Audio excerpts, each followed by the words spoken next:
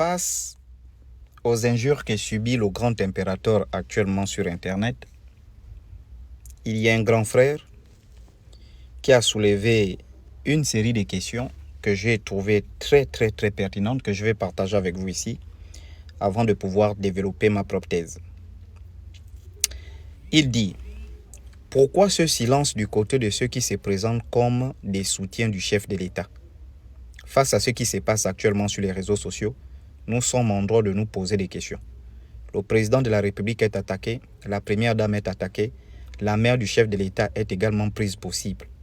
Et pourtant, c'est le silence radio du côté de certains de ceux qui se revendiquent comme ses soutiens.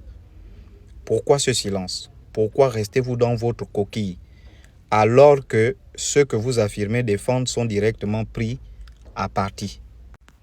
Le plus surprenant, c'est que certains d'entre vous sont les premiers à occuper l'espace lorsque tout va bien. Mais dès qu'une situation difficile apparaît, vous disparaissez. Pourquoi vous cachez-vous aujourd'hui? Pourquoi ce silence? Soutenir le chef de l'État ne doit pas être seulement une affaire de discours ou de publication lorsque tout va bien. C'est aussi une responsabilité, une présence et une capacité à défendre les valeurs et la dignité de ceux que l'on dit soutenir, dans le respect et sans tomber dans les excès. Alors, nous vous posons simplement la question: où êtes-vous aujourd'hui et pourquoi ce silence?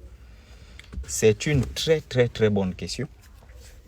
Et puis, grand frère, moi je vais donner un élément de réponse. En fait, ils sont tous silencieux parce que beaucoup n'ont pas de bons témoignages. Parce que pour être sur Internet comme ça, pour t'élever, commencer à attaquer dans l'air, il faut avoir un témoignage clair. Malheureusement, moi je ne dispose pas de toutes les informations nécessaires pour pouvoir corriger Ange Landry Mbengue dans l'air. Il y a un proverbe dans notre coutume bantou qui dit: quand on parle des dents, la poule n'a rien à dire. Et l'enlaire n'a pas de dents, donc il n'a rien à dire au grand impérateur, encore moins à son épouse. Et ça, comme je l'ai dit hier, je condamne fermement ces propos. Malheureusement, je ne dispose pas de toutes les informations sur le dossier, sinon j'allais corriger sévèrement l'enlaire ici. Voilà, donc mettez à ma disposition tous les éléments nécessaires pour que je mette l'enlaire hors d'état de nuire. C'est bon? Voilà, tout simplement, parce que c'est pas digne pour quelqu'un qui se revendique comme étant, je ne sais pas si c'est quoi. Qu'est-ce que Madame Zita Oligui fait? Qu'est-ce que la mère d'Oligui Nguema a fait? Venez dire sur Internet que Oligui Nguema a insulté ma mère, il va insulter ta mère. Il va perdre son temps, insulter ta mère. Pourquoi? Parce qu'il n'a pas un pays à gérer. Nous qui sommes sur place, nous voyons les réalisations du grand impérateur. Moi, j'étais dans le Grand Nord. Il est en train de construire un marché là-bas. Vous arrivez aux 3 frontières. Vous voyez du côté de la Guinée équatoriale comment c'est designé. Du côté du Gabon et du Cameroun, c'était la forêt. Le grand impérateur est venu redesigner. Il est en train de te taper un truc là-bas au point que ça va vraiment, tu arrives à la frontière, ça fait pitié. Tu te dis que mais attends, Bongo faisait quoi dans le pays là?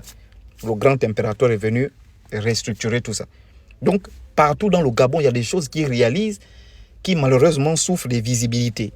Mais nous qui faisons le tour de notre pays, nous voyons ce qui se fait en 1 an, 2 ans. Voilà, donc les gens comme ça ne peuvent pas venir sur la place publique, venir se prévaloir être des gens qui peuvent donner des leçons de morale au grand impérateur. Il faut des gens qu'on va corriger. On ne le fait pas pour l'argent, mais faire comprendre à ces gens-là en réalité que vous êtes très nuisibles pour l'image de ce pays. Vous allez enlever Brice Clotaire Oligui Nguema, vous allez mettre un autre président là, vous allez vous avoir le même comportement avec l'autre président là.